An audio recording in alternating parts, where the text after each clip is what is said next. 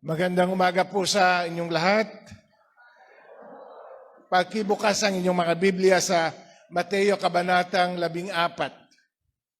mga talatang 12 hanggang 21.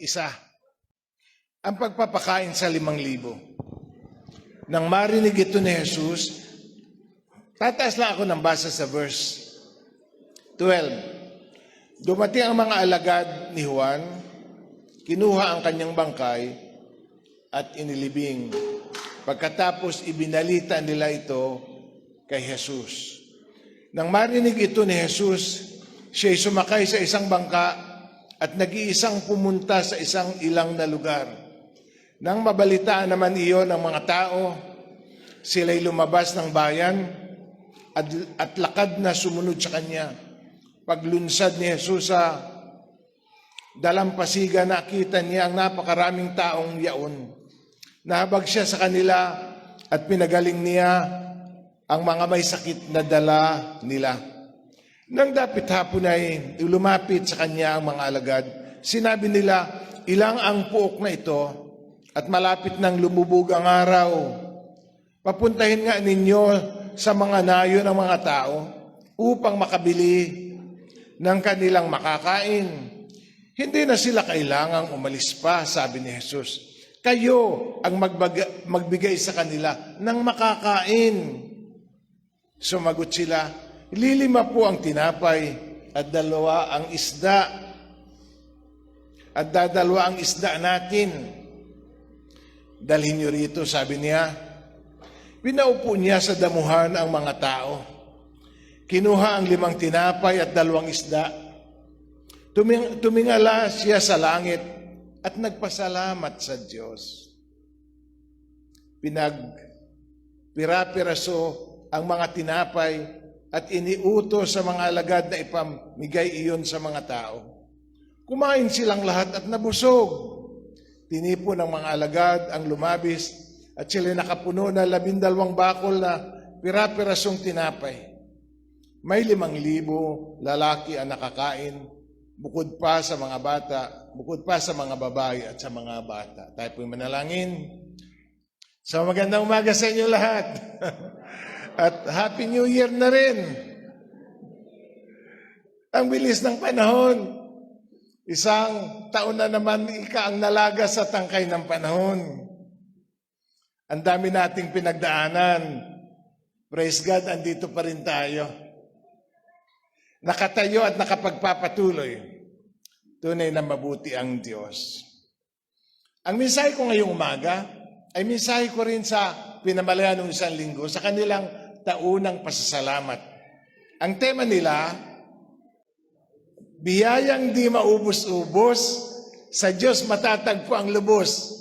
Ulitin ko, biyayang di maubos-ubos, sa Diyos matatagpo ang lubos. Ulitin po nga natin, biyayang di maubos-ubos, sa Diyos matatagpo ang lubos. Ulitin pa nga natin, biyayang di maubos-ubos, sa Diyos lubos.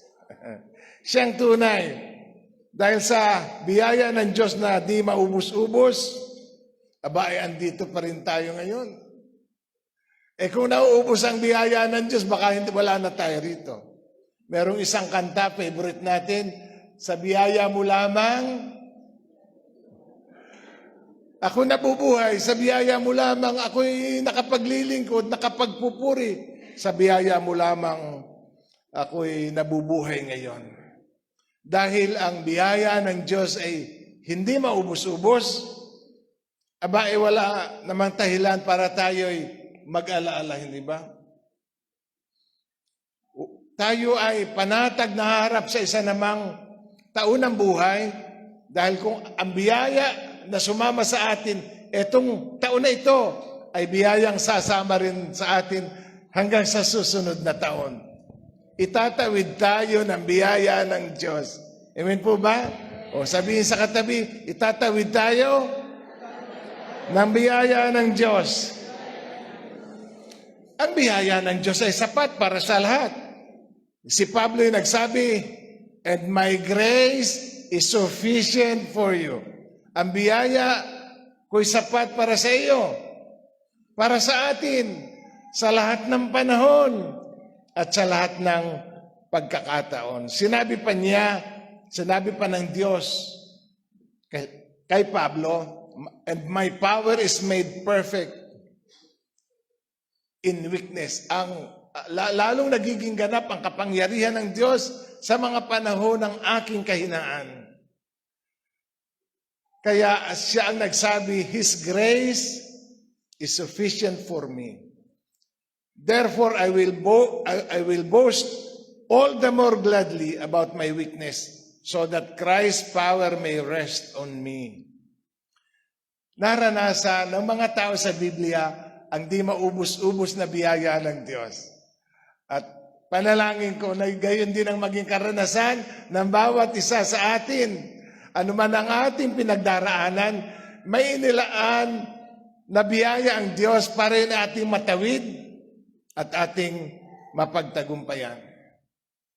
At ang biyaya ng Diyos ay nagdala kay Pablo sa kapakumbabaan para kilalanin ang biyaya ng Diyos, ang dahilan kung bakit natatawid niya ang hirap at paglilingkod dahil sa tulong ng Diyos. Ang tekstong ibinigay sa akin ay ang Mateo 14, pagpapakain sa 5,000. At gagamitin ko ito para magturo ng 3 katotohanan tungkol sa biyaya ng Diyos. Ang kwento ay nagsimula sa isang masamang balita. Ano ang masamang balita? Pinugutan ng ulo ang pinsan mong si Juan. Si Juan Bautista at si Jesus ay magpinsan buo.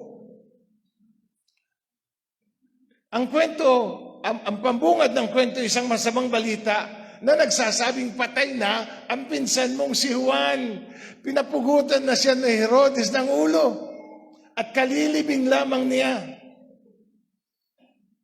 Ang tugon ni Jesus, pagkarinig noon ay sabi, sumakay siya sa bangka at nag-iisang pumunta sa isang ilang na lugar. Sa ibang bersyon ng Biblia, nagpunta raw si Jesus sa isang lugar na walang tao. At sinabi pa dito na gusto niyang mag-isang pumunta, gusto niyang mapag-isa, gusto niyang ipagluksa ang kamatayan ng kanyang pinsan, gusto niyang itangis ang kanyang kalungkutan, mag-isa. Hindi ba may panahon sa ating buhay na gusto nating daanan ang hirap na mag-isa at tahimik lamang? At lunurin ang sarili sa panalangin at ibigay sa Diyos ang lahat ng ating mga kalungkutan. Kung paanong ipinagluksa niya at itinangis niya ang kamatayan ng kaibigan niya si Lazaro, muli narito si Jesus. Dinadaan ng mag-isa ang kalungkutan, bunga ng kamatayan ng kanyang pinsang si Juan. Napansin ba ninyo na may pagkakataong mas matindi ang pagod ng kalooban kaysa pagod ng katawan? Naranasan ho ba ninyo yun? Yung pagod ng kalooban ay mas matindi kaysa pagod ng katawan. Ay sabi nung iba ay, pagtrabahuhin mo na ako ng 1 buwang walang pahinga. Kaysa kalungkutang walang pahinga at walang patid. Ipinagluksa ni Jesus na mag-isa. Ngunit gusto man niyang magpahinga, gusto man niyang magpalipas, kung saan naman siya pumunta, sinusundan siya ng mga tao. Kaya papalunsad pa lang siya sa bangka, naroon na ang mga tao, ano ang sabi ng Biblia, lumabas ng bayan. Sa verse, 13, nang mabalitaan naman iyon ng mga tao, sila'y lumabas ng bayan at lakad na sumunod sa kanya. So si Jesus ay nagbangka, pero ang mga tao ay lakad na sumunod. Palagay ko sa dagat, tuwid tuwid. Pero pag ikay lakad, siyempre mas malayo. Pero kailangan nilang abutan si Jesus. Ngunit pagod man si Jesus, pagod man ang kanyang kalooban, hindi niya matiis ang mga tao, kaya nang makita ni Jesus ang napakaraming tao, nahabag siya sa kanila at pinagaling niya ang mga may sakit na dala nila. Merong isang dahilan kung bakit sinusunod ang mga tao. Pinasaan nila ang kanilang may sakit. At nagbabakasakaling maghimala si Jesus. Hindi ba nakakaawa yung may sakit? Pero kung minsan, nakakaawa yung nag-aalaga ng may sakit.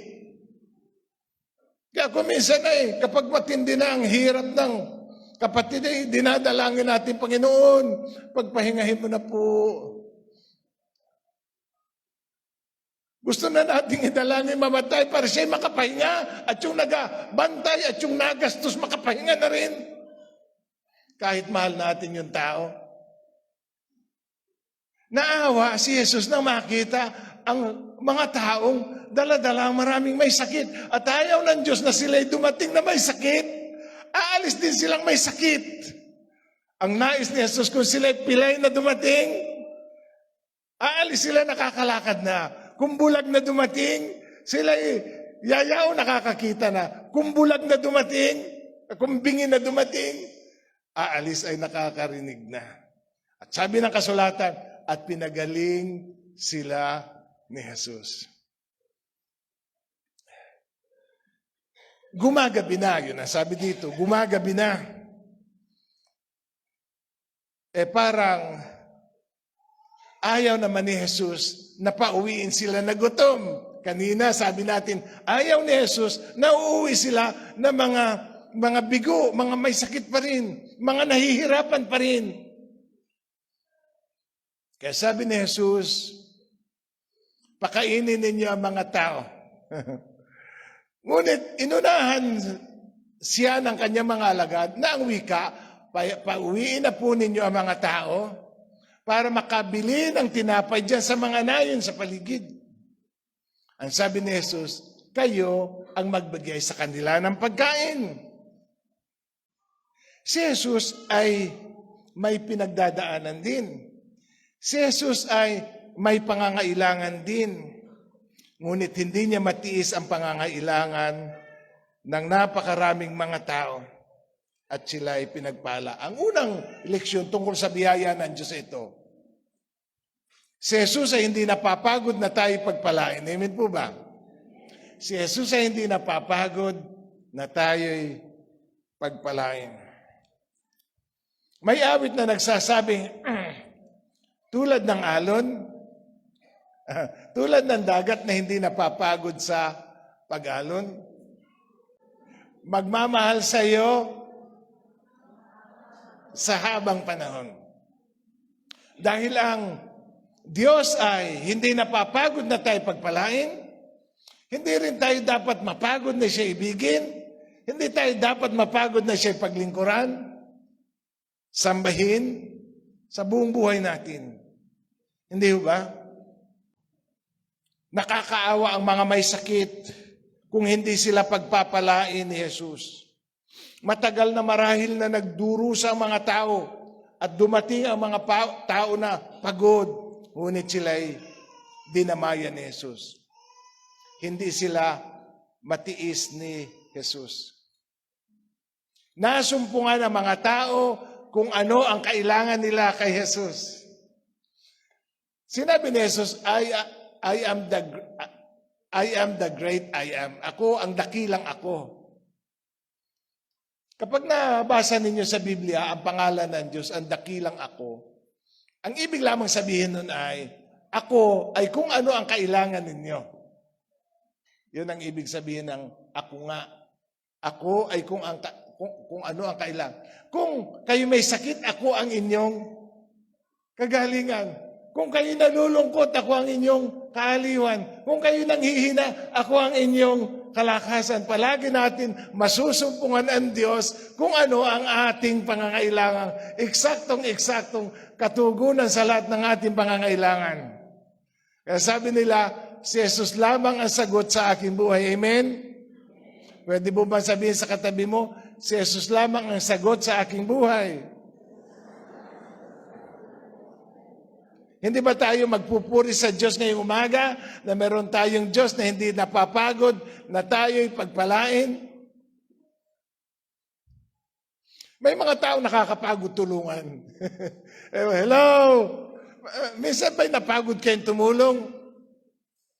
Dahil yung tinutulungan ninyo kumisay, saksakan naman ng tamad. Lagi nakagay yun. Tayo napapagod tumulong.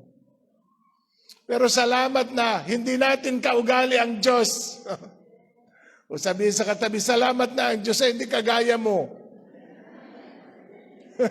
Patay na tayo. Kung ang Diyos ay katulad ng katabi mo, patay na tayo.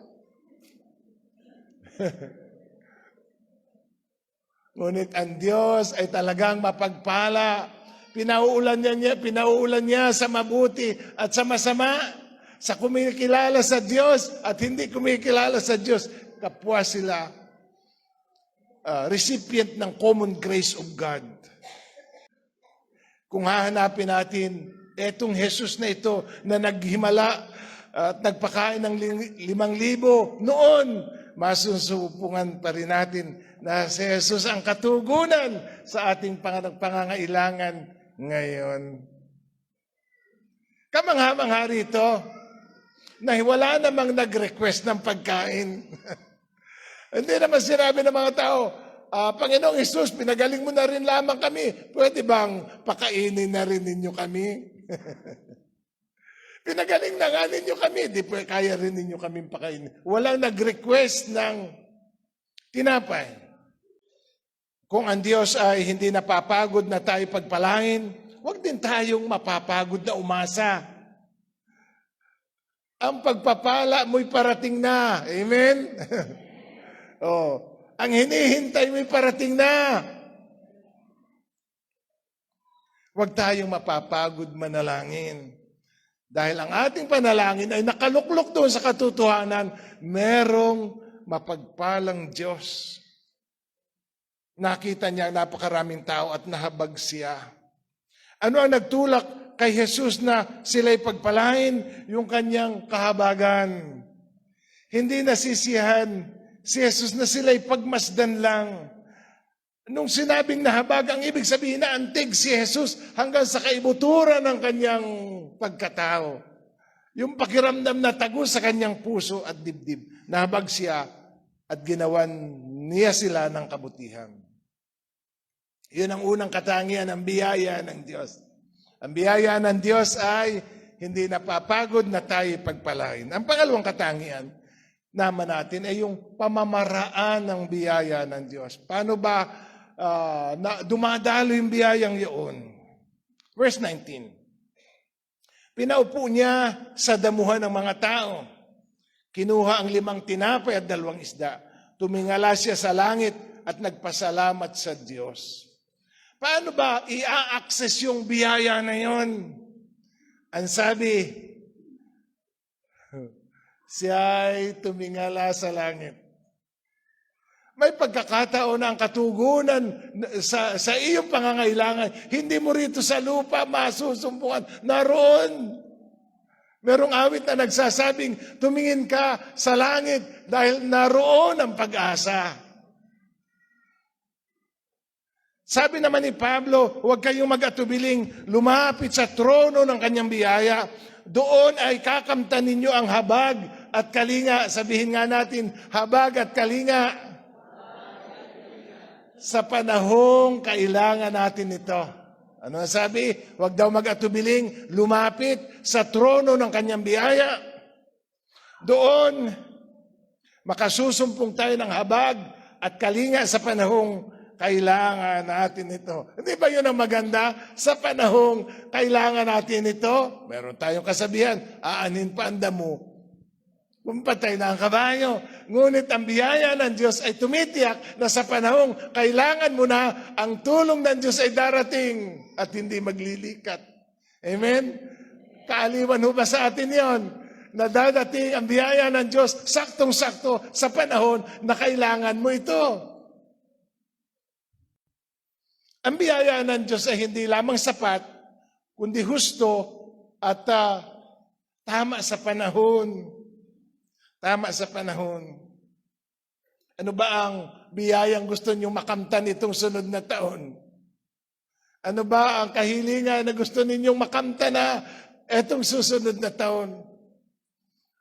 Sabi sa katabi, Antay-antay, andyan na.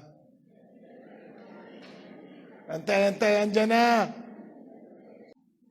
Hindi lamang ang luklukan ng Diyos ay tinawag na luklukan ng biyaya. Ito rin ay tinawag na luklukan ng awa. Kaya nga, pag tayo lalapit doon, ano ang natatanggap natin? Habag at kalinga dahil yun ay luklukan ng awa. There we will receive mercy and we will find grace to help us when we need it most. Ipinakita ni Jesus sa mga alagad kung paano ba i-access yung maraming biyaya ng Diyos. Ang sinasabi ni Jesus, sa panahon ng iyong matinding pangangailangan, tumingin ka sa langit. Naroon ang katugunan sa iyong mga panalangin. Doon nagmumula ang di maubos-ubos na biyaya ng Diyos. Alam ninyo ang biyaya sa magaan na Tagalog, ang ibig sabihin lamang ay tulong. Sabihin mo nga ng malakas, tulong. Yung biyaya sa katumbas na makabagong salita, yung biyaya ay yung tulong ng Diyos. Yung kalinga ng Diyos. Napansin ko lang na yung awa ng Diyos at biyaya ng Diyos magkakambal sa Biblia. Magkakambal. Hindi nahihiwalay ang awa sa biyaya ng Diyos.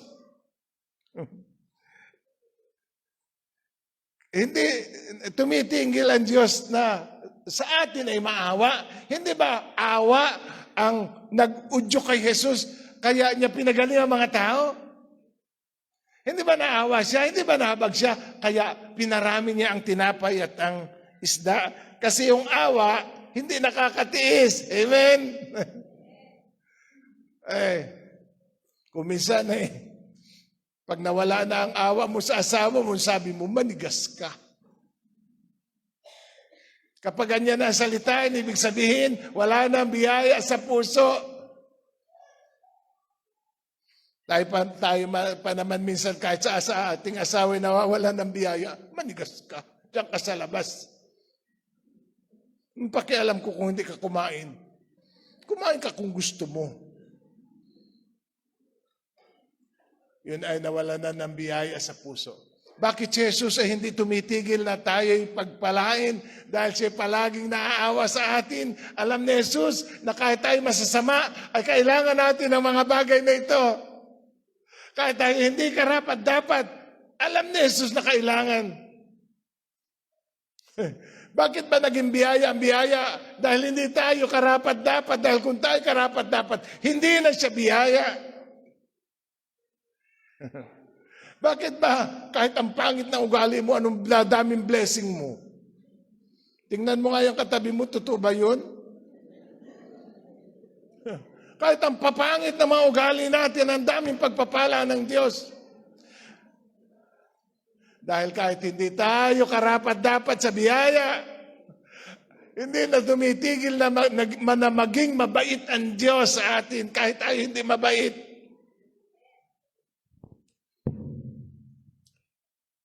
Dahil ang habag ng Diyos ay hindi nakakatiis, kaya kahit hindi tayo karapat-dapat, may pagkakataong hindi nauubos ang pagpapala ng Diyos.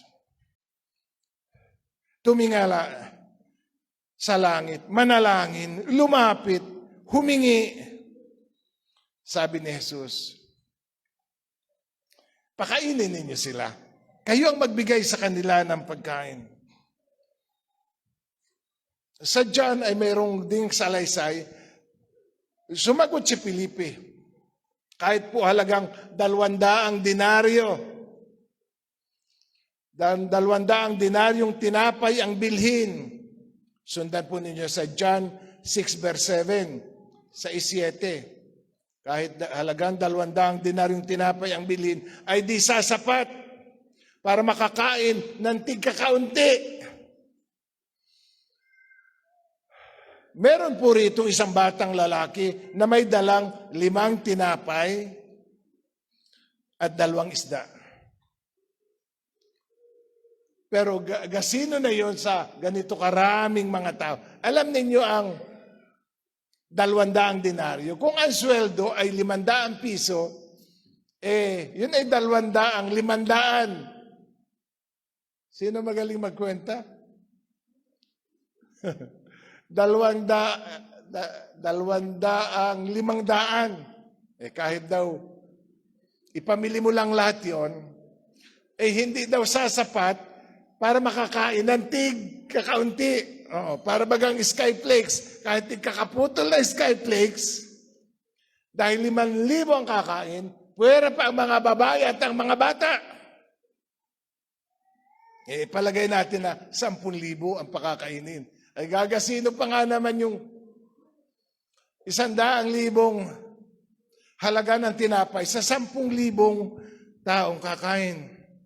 Ang problema ay ilang ang lugar na yon. Walang tindahan. Sabi ng Biblia, pumunta sa isang lugar na walang tao. Wala kang mabibilhan. Meron kang 100,000 piso na pambili.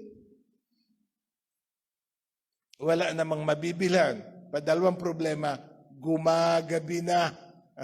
Hindi ba yun na isang desperadong sitwasyon? Walang mabilhan, ilang ang lugar, gumagabi na. Alam niyo ang tinapay sa Middle Eastern country, malapad pero manipis. Yung mga nakapag-Saudi dyan, nakapunta sa Middle East, malapad pero manipis. 5. Pagpalagay natin yung isda, tilapia, malaki 2 ganari ka. May dahilan para mamroblema. Pero alam na siya, sabi ni Pablo, huwag kayong mabalisa tungkol sa anumang bagay. Ulitin natin, huwag kayong mabalisa tungkol sa anumang bagay. Sa halip, hilingin ninyo sa Diyos ang lahat ng inyong kailangan sa pamamagitan ng panalangin may pagpapasalamat. Hindi ba yung ginawa ni Jesus? Panalangin may pagpapasalamat. Kailan ba nagpasalamat si Jesus? Nagpasalamat si Jesus hindi nung gabundok ng tinapay.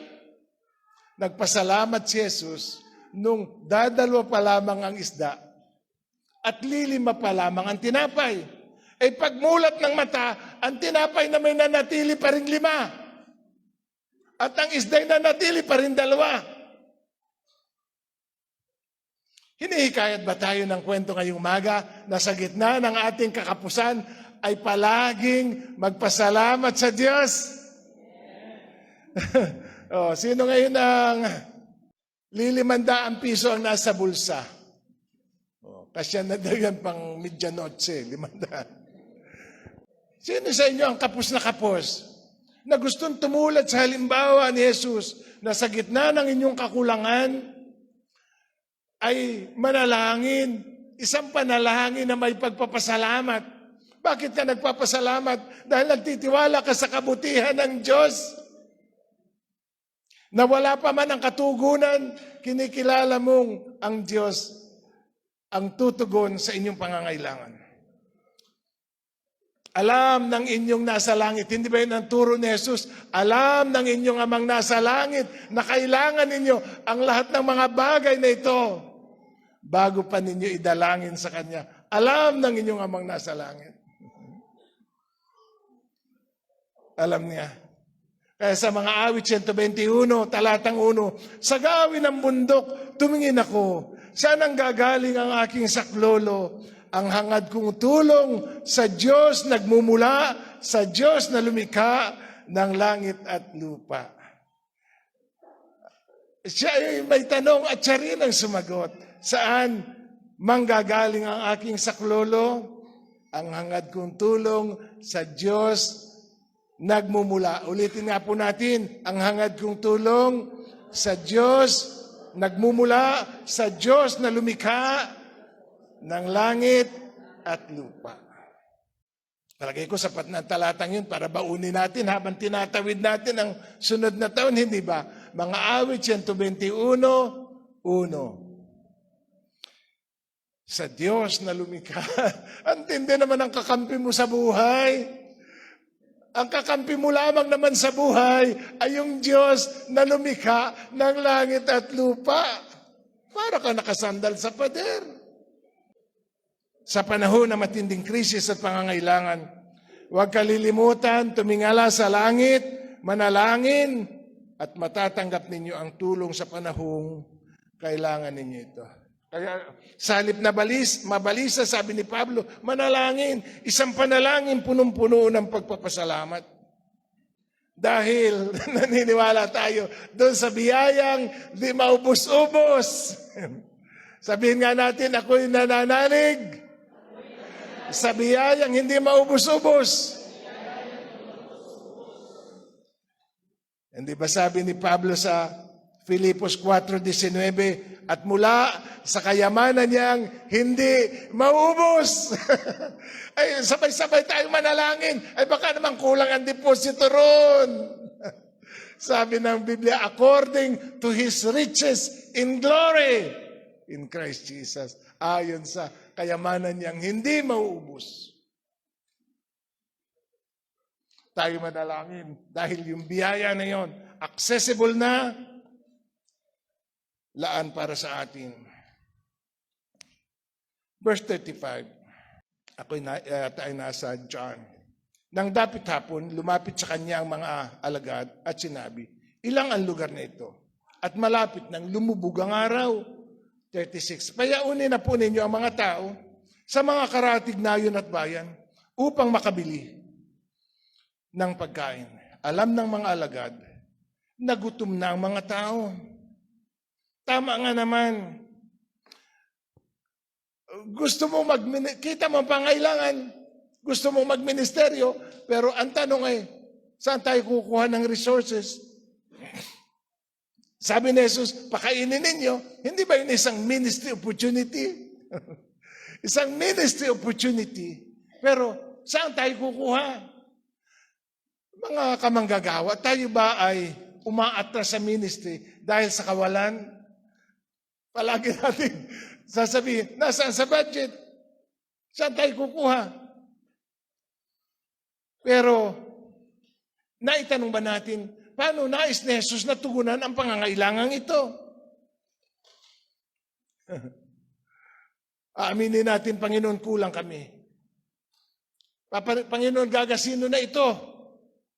Wala kaming kakayanang magpagaling, magpakain.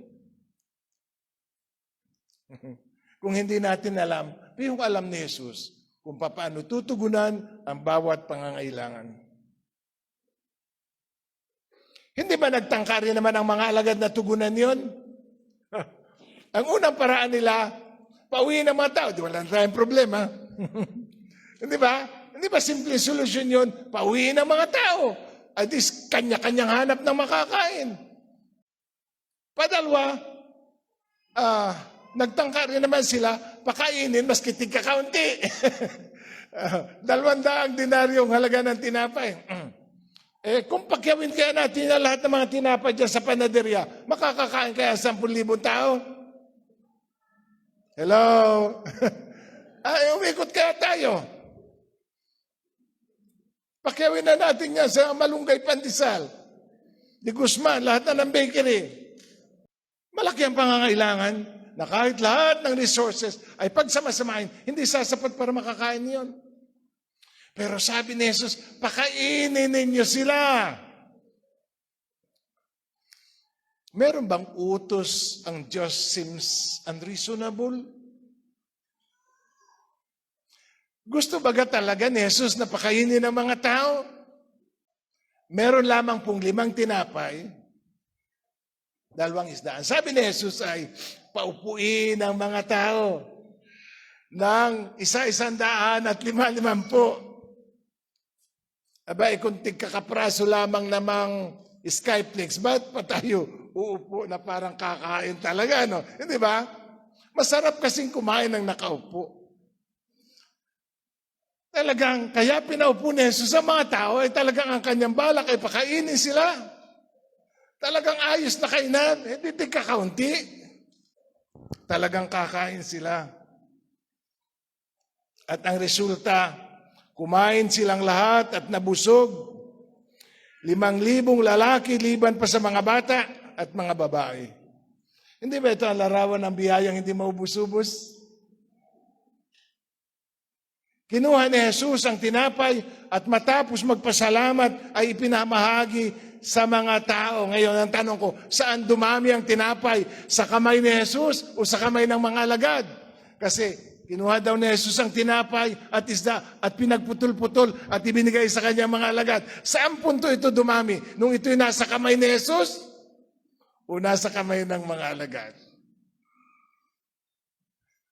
Ako'y naniniwala na ito'y dumami habang nasa kamay ni Jesus. Nabusog ang lahat. Binigyan ang lahat hanggang gusto nila. Hanggang gusto nila. Mga kapatid, tatanungin ko kayo, pag tayo nasa handaan, ano ang gusto nyo? Kayo ang sasandok o sasandukan ko kayo? Bakit ba iba ang nagasandok? Hello? Ba't iba ang nagasandok? Gusto natin kasing tiyakin na magkakasi ang handa. Pag ang mga tao ang sasandok, baka hindi makakain lahat. Yun ang dahilan doon. Kaya pagka ang handaan na iba ang sumasandok, may takot sa punong abala na baka tayo kulangin sa pagkain. Pero ang sabi ng Biblia, hinayaan ang mga tao na kumuha hanggang gusto nila at kumain hanggang gusto nila. Parang nakikinig ang mga bata ay busog na. Ay napagsisilid na sa bulsa. Arimuhan din kainin pag tayo pauwi na. Aba, ay asilid ko rin si Tutoy. Pagdating natin may pasalubong rin, tinapay na rin. Di na tayo galuto. E buti na lahat, hindi uso ang silupi noon. Palagay ko kahit na nagbaon ng mga silupi ng mga tao, 12 bakul pa rin ang matitira dahil ang biyaya ng Diyos ay hindi maubos-ubos. Alam ninyo, bakit para sa akin malakas ang dating nung siya'y nagpasalamat? Ano ba na makapagpasalamat natin? Kayo ba'y nahihirapang magpasalamat?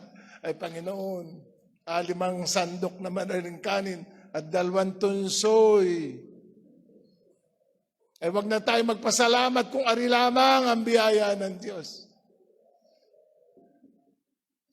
Sinusubok ang ating pagiging mapagpasalamat kapag dukha ang nasa hapag, pero punong-puno naman ng gratefulness ang ating mga puso. Ito ang ating prinsipyong aralin. Ang biyaya ng Diyos ay mas maamo sa taong marunong magpasalamat. Amen? Sabihin natin, ang biyaya ng Diyos ay maamo sa taong marunong magpasalamat. Pantatlo, ano nga ang 2 leksyon tungkol sa biyaya ng Diyos? Ito hindi maubos-ubos.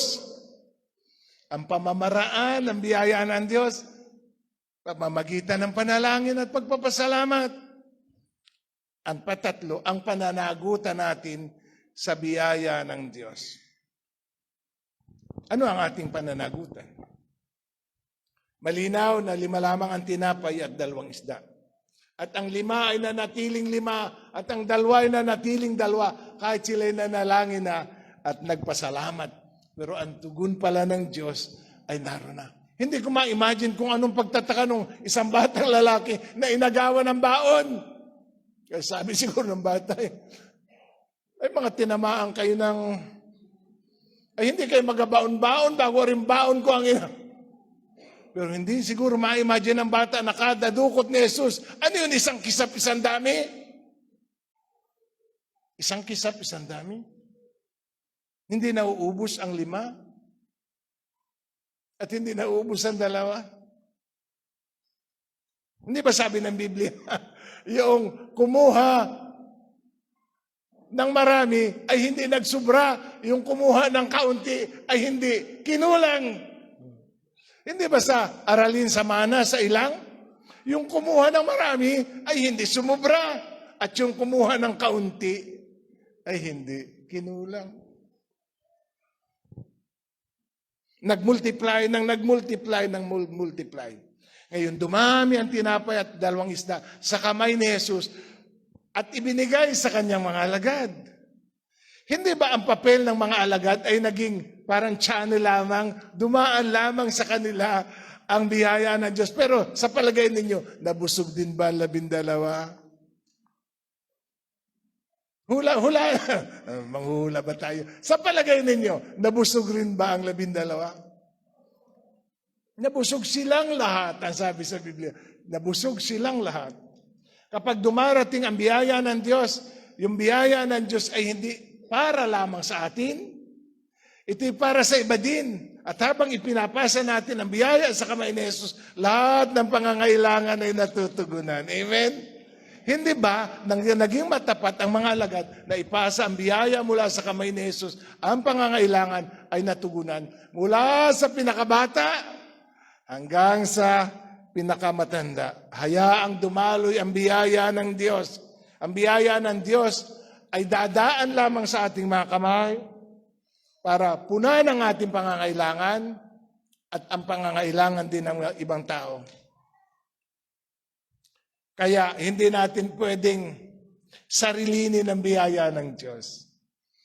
Hindi ba tayo kuminsan ay nagagalit sa namamahagi ng ayuda na yun daw 5,000, kinupit ang 3,000, ang ibinigay lamang ay 2,000. Yan ay mga masamang katiwala ng biyaya ng Diyos. Kapag tayo pinagkatiwalaan ng biyaya ng Diyos, itanong din natin, para kanino kaya itong lumalabis na biyaya sa aking mga kamay? Kaya sabihin sa katabi, wag ipitin ang biyaya. Again. Let it go.